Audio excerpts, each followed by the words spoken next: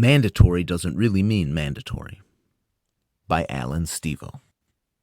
English is turned to mush at the hands of mushy-brained bureaucrats and technocrats, and consequently those who are not mushy-brained are put at a significant disadvantage in conversation when they interpret the words of the mushy-brained as the words of the able-minded. Words in English have so lost their meaning. This can be seen all around. One example is among young people, not yet having been entirely acculturated to the absolute lies of the empire that is American civilization and its outposts around the world. They find themselves in disbelief at how little the English language is useful at communicating the simplest ideas honestly and clearly. Consequently, because of this devaluation of the effectiveness of words, there's an inflation that takes place among young people who are just trying to highlight important topics by saying the equivalent of, "Hey, pay attention to this." What was once able to be stated as "mercury is toxic" now needs to be stated more often as "mercury is really very toxic," or increasingly, "mercury can literally kill you," like literally. The word toxic has lost some meaning. The imperatives of the language have lost meaning.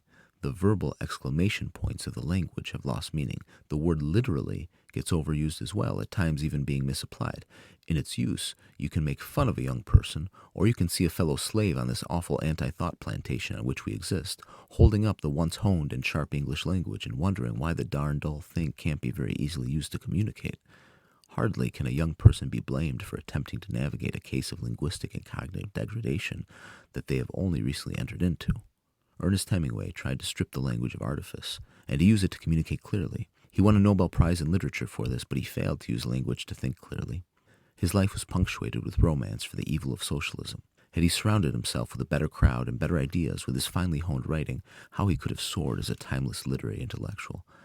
But his philosophical foundation was so erroneous.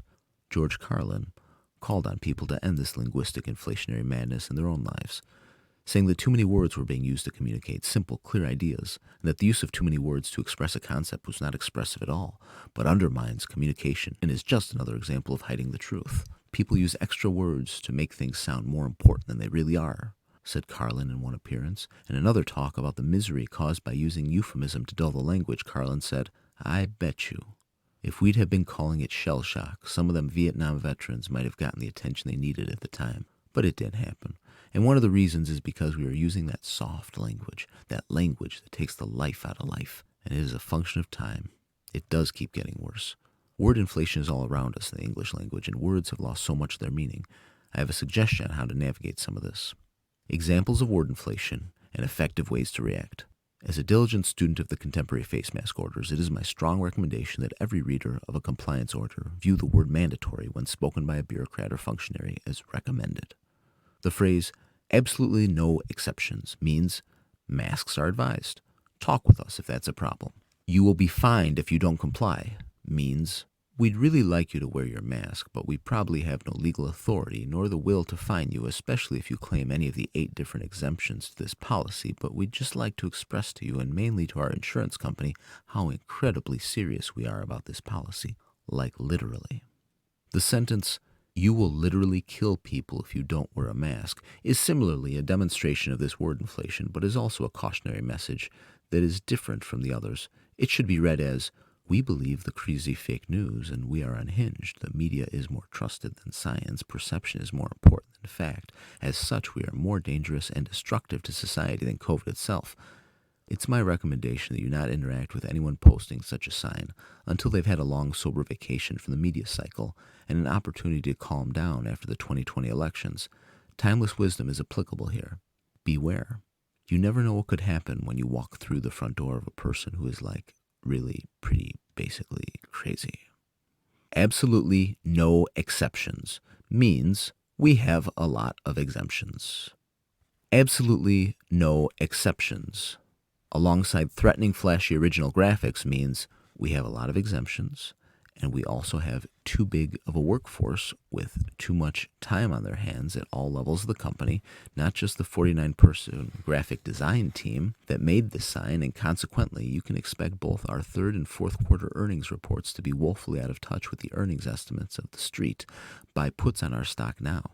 You must wear a face mask in the store means If you walk in the store 20 times without a mask, you might get called out about it 3 times, and we aren't even sure if our employees will even have the courage, interest, or stamina to do that even 3 out of 20 times, so we posted this strongly worded sign in hopes that it would deter you, even though we know that it probably won't deter you at all, but it may deter some people, according to a focus group conducted by a marketing consulting firm that our industry trade group's director of communications hired to give her 26-year-old out-of-work niece something to do during the economic downturn caused by the entirely overblown governmental corona response. So our general counsel's assistant decided to post this sign at the front door of every single one of our chains based on a Friday afternoon statement from our momentarily distracted general counsel in passing, in which she said with a very distracted and disinterested shrug 3 minutes before going out of town for a long weekend, "I don't know, I guess it can't hurt." This was interpreted by her assistant as immediately print this and post it all entrances of our 1,048 locations nationally, ASAP, PDQ, like now.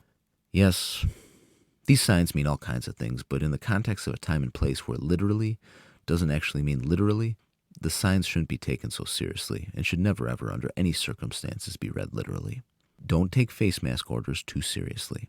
All that is to say, don't take face mask orders too seriously. Face mask orders are guidelines at best. In almost every situation, with all but the most rabid ideologues, you will get your exemption honored. The problem with the rabid ideologue is that they believe their own hokum. Anyone who believes the hokum and falls for the narrative is doing themselves a serious disfavor. A small selection of face mask crisis pragmatists. Just look to the pragmatic out there if you want to see how not serious these face mask orders are. You see, some savvy people are using COVID to take an extended vacation for themselves. They're happily letting the world fall for it all. Don't expect them to protest. Other savvy people are using it for their political gain, like Joe Biden or Kamala Harris, who've called for people to just wear their masks until Biden beats Trump. Don't expect them to protest face mask orders. Domestic disquiet is believed by pundits to help voters usher in change. Some politicians wake up tickled upon hearing the news that yet another city burned overnight. The vaccine manufacturers love the lockdowns because they can assure high vaccine compliance and low herd immunity rates by the time a vaccine becomes available. Don't expect them to protest the face mask rules. I've identified about 24 other groups in society who like face masks, ranging from 1. The media, who desperately seek sensationalism to boost viewership numbers, to 2. The dishonest, who feel more comfortable lying with a covered face, to 3. The ugly, who, let's face it, look a lot better in a veiled face, to 4. The dramatic, who like something to get worked up about. You can't expect members of any of these special interest groups to offer opposition to face mask orders. There's so many others, too. They're riding the wave and will be ready to ride the next wave. No fuss. They see right through the hokum, but are happy to let things continue as is.